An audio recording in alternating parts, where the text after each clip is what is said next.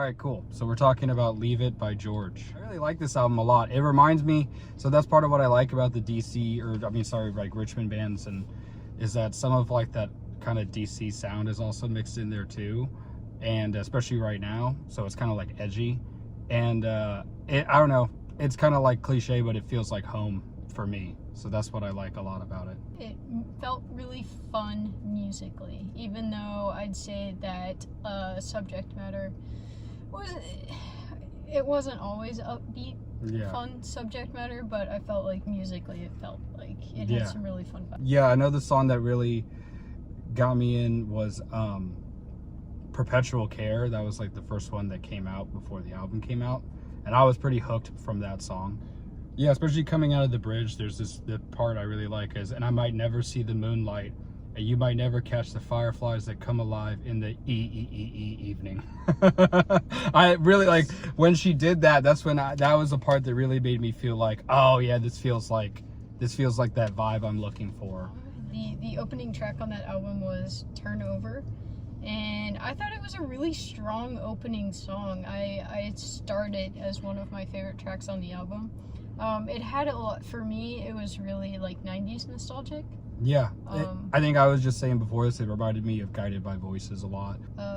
Yeah, I really enjoyed like the guitar hooks and melodies in that song. George is the quintessential example of a garage rock band. Their sound is fuzzy, fun, catchy, lo-fi, and energetic.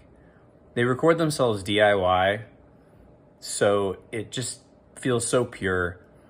And George does a thing like Nirvana, where the songs are written purely on instinct, so they sound and seem simple, but in retrospect, they're not simple at all. They're purposeful and an amalgamation of all punk rock history. The vocal harmonies are perfect. Brent's voice is always really welcome in the music. Even the bits of guitar feedback feel purposeful, and like the tail end of notes, there's just so much attention to the details of the songwriting. Katie's words are very deep, and some of the songs are obviously topical, but it's subtle and ambiguous too, and a lot of the lines are riddles and hazy as for what their meaning is. Yeah, I'm a big fan. You want to talk about Head, Shoulders, Knees, and Toes? Head, Shoulders, Knees, and Toes. Alex and I both agreed that that was one of our favorite tracks. That's a really fun song. It on the topic of strong openers, that opening riff was awesome. It's a good groove. Yum, bom, ba da da da da. Where would it go for you? Where would it go? Yeah, that song was sick. That riff is super cool. It's very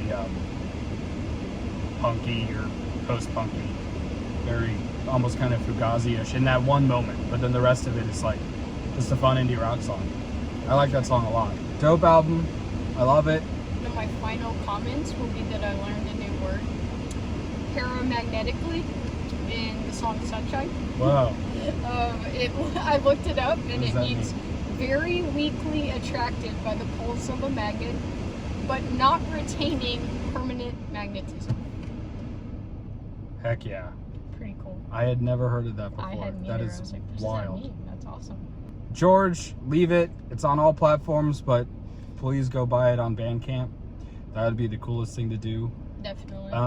Otherwise, as far as what we got going on, No Reland EP on all platforms, and see you on the flip side.